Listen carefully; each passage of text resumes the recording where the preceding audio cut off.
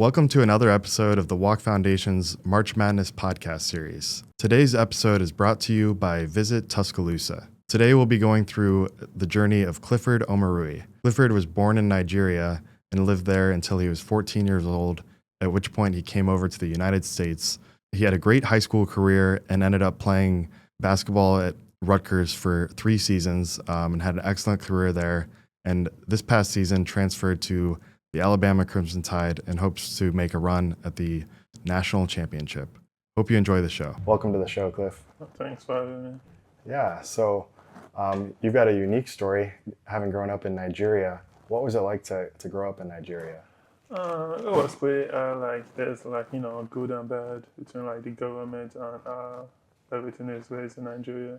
Like growing up, I wasn't I wasn't raised in a Christian way because my dad he wasn't a Christian. It wasn't until recently when my brother was converted to Christian. That's when he introduced the Lord into my family. That's how me and my mom, my brothers and sisters. That's how we got into Christianity, and that's how we started believing in Christ. But just growing up in Nigeria, I think things are really hard back in Nigeria. So just growing up there kind of toughen you up to see how things are. Mm-hmm. Did you play basketball when you were there? I didn't play too much. I grew up playing soccer. So Okay. yeah, I got into basketball 2 years before I came to the US.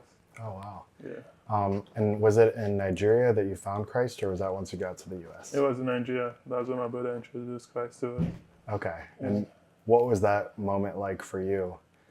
It was good. I think it was ever since I knew Christ, things have been going on smoothly for me.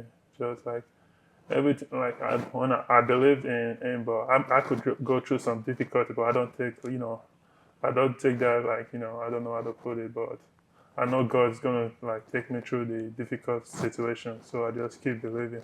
In every situation I see myself, I just believe I'm gonna get through it. What was it that attracted you to pursue a relationship with Jesus? My brother, like I said, my older brother, Fred, is the one that introduced us. Just from watching my brother as a kid, just seeing the kind of person he was before he got converted to Christ.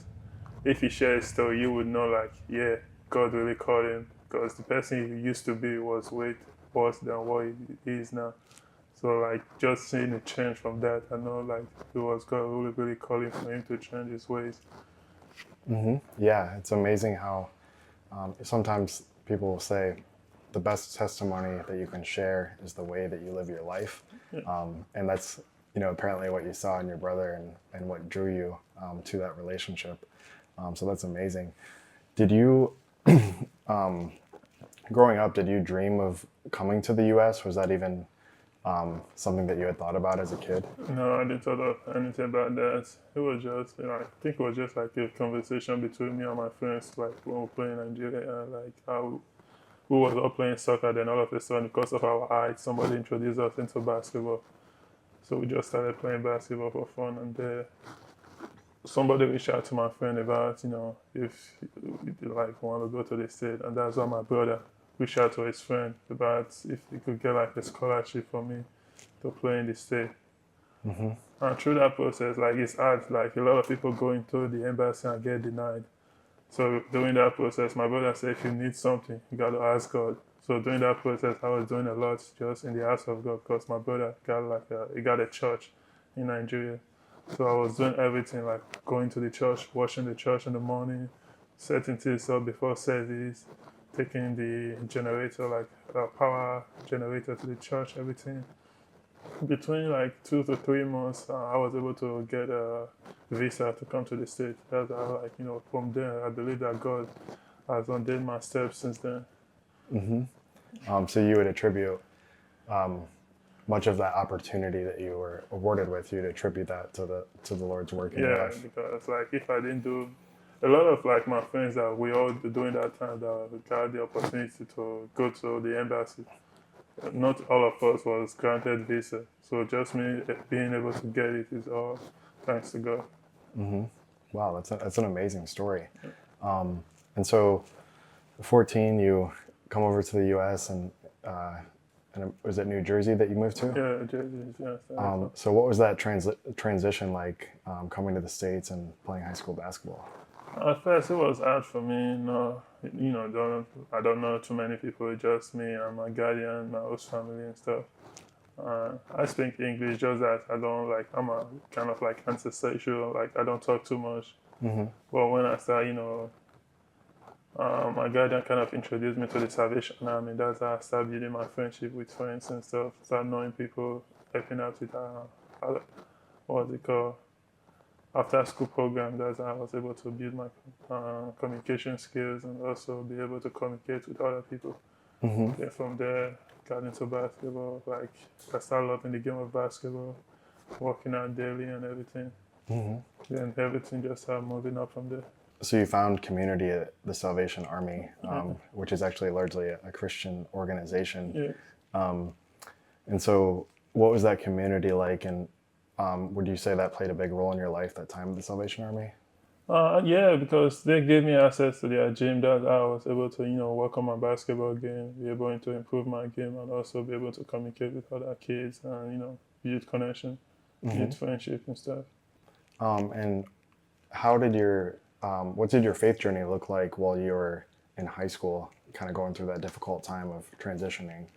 Like mostly just, since my family are Christian, my mom would be praying for me daily, and also I try to reach out to my mom and my brother, which they should all keep me in their prayers, and also once in a while I try to send like a little money back home just for them to do some good deeds and stuff like that. When you hear Tuscaloosa, Alabama, this is probably not the action that comes to mind. Many associate our city with a football dynasty, and they're not wrong. But we are so much more. We want to show you a different side of Tuscaloosa, one that is slower and simpler, but equally as important. This is the side where we still appreciate sunsets, the morning calm, and the natural beauty that makes our community unique. Nestled away in the heart of West Alabama, Tuscaloosa offers an endless scene of outdoor adventure. You'll never run out of options. So whether you're looking for an adrenaline rush or a peaceful retreat, we have it all. From a state park to many lakes and rivers, green spaces and river walks, you can always enjoy the sunshine here. We hope this reminds you, in Tuscaloosa, many more adventures await. Moving on to college, so you had, reached that dream of having, scholarship offers from multiple schools. What led you to choose? And if I remember right, you had offers from Alabama, Auburn, Arizona. Yeah, Arizona State, Kentucky. I got a couple offers coming out of high school. But I picked Rutgers because, they was actually among the first college that reached out to me. And one thing that really stand out was like the coach, when everybody was like, like when they got like a top 5 players playing in a different gym, all the coaches go there to watch them. But there was one coach that was like in our gym watching me, which was the Rutgers coach. So I just know like he believed in me, even though I wasn't like up there yet. So that's why I committed there. And I was like familiar with the coaching staff too. And you had a great career at Rutgers, scoring over 1,000 points. And when you think back at your time at Rutgers, what were some of your favorite memories there? Favorite memories? I just say just the friends, the people I get to meet growing up in Rutgers, just the connection and people I get to be around. And so you were able to, with the new age here with the transfer portal, you had an opportunity to enter. And what led to the decision to enter the transfer portal, and why did you end up choosing Alabama? I picked Alabama because when I went to the transfer portal, I was looking for let me say, I just named like two or three things. One, team that plays familiar style with the NBA, of which Alabama is like among the top teams that do that, like the fast pace of the NBA. And two, like a team with like a Christian foundation, of which Alabama is good at. Like the coach, I got a chaplain among the staff, which is good. And also, the NIL just to take care of my family because I've been here for long, so I gotta take care of my mom too. Yeah, it really checked all 3 boxes for you. Yeah. And you mentioned you're part of the the team chaplain. What does your role look like through that? Like just having a chaplain who check up on you, just like that's like having like a pastor there, just in case you go through anything, you could talk to him. He's just there, he check up on us every day. Mm-hmm. Yeah. Do And you, also then like praying before game, saying the grace and stuff like that, and the word before every game, listen to the word. That's like what I really need. yeah, yesterday Houston shared that you guys have chapel before every Yeah, we game. have a chapel for every home game. How do you feel that chapel before every home game impacts your team? I think it boosts our team, kind of build our connection, and also, just like the past chapter we'll be reading just about the children of Israelite, they was able to like conquer uh, the wall of Jericho just by them being together and seeking the help of God, just for them to sing around the walls and stuff. That just kind of build us together. Just once, if we keep one mindset into going into a game, we could do good together. And when it comes to your faith, um, do you have any like routines or spiritual practices that are really important to you? Like when I wake up in the morning, I kind of like pray, I read a couple of verses and stuff. And also, before I go on a travel or on my free time, my brother who also live with me is the evangelist that told you introduced me to Christ. He's in Alabama with me right now. He kind of like pray with me. Yeah, that's amazing that you have your brother here now. Yeah. Was he in New Jersey with you as well? No, he just came to visit a couple of times. Okay. Yeah. Yeah, that's really special. What does a game day look like at Alabama? So like for the average fan might not know kind of what all goes into it. So if you could take us through a game day at Alabama. I'll just go quickly. First, maybe we got walk through at like 10. Our trainer want us to be there like maybe 8:30, 9 o'clock. So we got our body ready, get the right treatment. Also, then we eat breakfast at maybe 9:30, 9:30 to 10 breakfast. Then from 10, we watch couple films, then walk through the plays and stuff like that of the other team. Then probably we're gonna, if it's a late game, we could go back home, or we could just stay in and get treatment. Or if you got class, you could go to class. Then later, maybe like 2, 3 hours before the game starts, everybody gotta be in the gym. From there, you got your practice, your shooting time. From shooting time, you could relax before the game kick off. Do you have a favorite part of Then game day? even before the pre-game meal, we got like sometimes we do it before the pre-game meal or after the pre-game meal. That's when we do the sharpening. Yeah, in between the pre-game meal and the shooting time, we have our sharpening there. Do you have a favorite part of game day? I would say after my shooting time, because I just, put on my headphones, listen to, I like Christian raps, so I just listen to my Christian raps while I'm taking a nap. A short, quick power nap. What are some of your favorite Christian rappers? Jeez, I got a lot of them, but I kind of like forget their name now. I could pull up a playlist if you give me time. Let me see. Okay. Oh yeah, you've got a good mix, a lot of different artists. Yeah, different artists.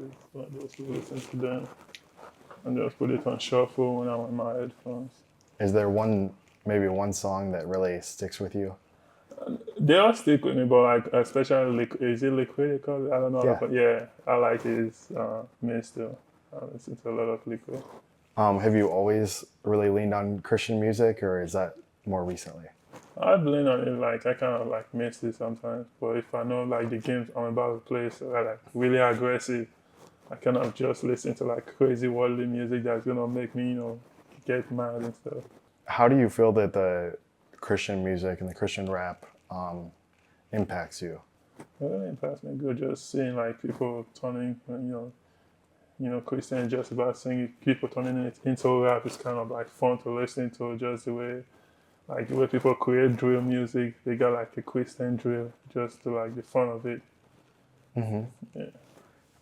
Instead of them saying shoot and they use the Bible as the word instead of just like them missing in the Bible instead. I really like that. Yeah, I like that too.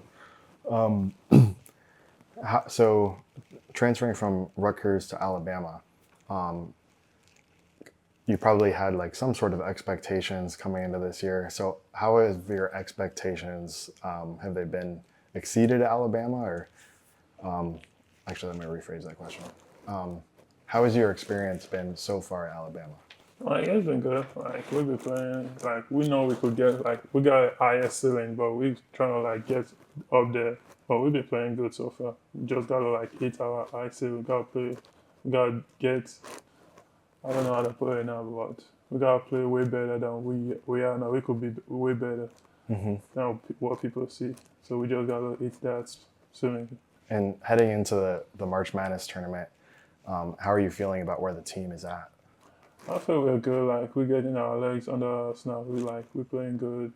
Everybody getting used to each other, so we're gonna be good. We just gotta like keep our head straight and keep our head right and stay healthy. You've played in two great conferences now, so how does playing in the SEC compare to playing in the Big Ten? Not a shot a Big Ten, but I feel like SEC is more like a faster paced offense than the Big Ten. Got some of the teams like I think 8 or 9 SEC teams is among the top 25 teams. That tell you how the SEC is good this year. So like every team is a hard battle every night when you play an SEC team. What is the toughest environment to play in the SEC? The SEC. Ooh. According to people, they say Tennessee is tough, so I'm gonna wait till we play Tennessee and Auburn. So I haven't played them. Just from what I heard, they say Tennessee and Auburn is the toughest environment to play. So When you look ahead, which I know it's probably hard to do right now because you have so much in front of you right here at Alabama, but what are some of your goals in your life? one of my goals is to make it to the NBA by God's grace. Just gotta keep working at it. That's one of my goals. Outside of that, while playing the NBA by God's grace, I plan on going into real estate. Oh, okay. Real estate? Yeah. Very nice. And or is your mom still back in Nigeria? Yeah, my mom is back in Nigeria. Okay. So, and it sounds like she's played a big role in your life. How has your mom influenced you? Like daily, I'm just out praying for me, just keep me going, just knowing she's doing good and she's fine. Outside of basketball, what are some of your hobbies? Hobbies, I say gaming. I play a lot of video games. On my free time also, I try to take as much now to get my body to recover. What are some of your favorite video games? I play Fortnite, Call of Duty. That's the two I play mostly. But some of my friends want me to download soccer and 2K, so I'm gonna try to, even though I'm terrible at those games, I'm gonna just download it just to play with it. Are you into American football at all? Nah, No. I really don't know too many rules of the game, so I just love watching it. Okay. Yeah. And then you mentioned that you played soccer when you were younger, so are you still a fan of soccer? Yeah, but I'm a fan of one player, Messi, so I love watching Messi. Oh, okay. Yeah, Who's your favorite soccer player? that's Messi. Messi, okay. Yeah. What are your favorite parts about Messi's game? Like just the way he plays, like he's so confident in himself, so calm, the way his play style and everything. He's just calm and playing. I feel like he already calculates everything he's gonna do. Do you try to take, no, it's different sports, but do you try to take some of the way that Messi plays and implement it into your basketball game? I think that the way he plays, that's more of like a point guard duty because he facilitates the flow and everything. I think, but I got most of my speed and footwork from playing soccer. I would say soccer helped me a lot in basketball. I'll finish with two questions, actually finish with three questions. So one is, if there was someone growing up in Nigeria that had this dream of playing college basketball or NBA, what would your advice be to them? Just for him to like keep working out and just believe, gotta keep your feeling good. Because growing up in Nigeria, I didn't know I was gonna be here. Just like a lot of kids in Nigeria, there's a lot of like guys that want to be here just as I am, but like the opportunity was it that they just gotta pray to God for opportunity. And with soccer playing a big role in your basketball game, what would your advice be to kids as far as like, should they focus on one sport when they're younger or should they play multiple sports? I would say play multiple sports because that kind of like build your, your skill. Like if I play football, like American football, not like soccer, I know I would like be more aggressive because playing football, like as a little kid, you put your speed, you being aggressive. I think if I play football, I would be more aggressive. So I would say like play multiple sports growing up. Then once you get to like high school, college, you gotta focus on the one you truly like. If you were to play American football for Alabama, would you play offense or defense? I won't even play football right now. I said if you want to play football, play as a little kid, not where you go. Because football right now, I feel like if I play football right now, they will be targeting my knees. So that's not a good idea for me to play football. And my last question for you is, do you have a favorite Bible verse? Ooh, I got two. Philippians 4:13. I got a tattoo of it. I don't know if it's bad to get a tattoo, but I got it. I got it behind my ears. That's like one of my Bible verse. I just love that verse. And also the other one, I just keep cutting. I don't want to mess up. The other one is Jeremiah, but I kind of like forget the verse because I focus on Philippians 4:13 a lot. Because of Christ, I could play basketball, I could do schoolwork, I could do all things through Christ who strengthened me. So that was my favorite advice. Yeah, that's amazing. Well, Cliff, thanks so much for joining us. Wish you all the best here coming in March, and all the best going forward as well. Thanks so much. Visit Tuscaloosa is proud to sponsor this podcast series. Tuscaloosa isn't just a place, it's a way of life. It's where game day is more than a tradition. With wide open waters and endless skies, art, music, and culture paint the city's soul. So whether you come for the thrill, the taste, the beauty, or the tradition, you'll stay for the Tusca life. Are you ready to feel it? Head to visittuscaloosa.com to plan your trip today.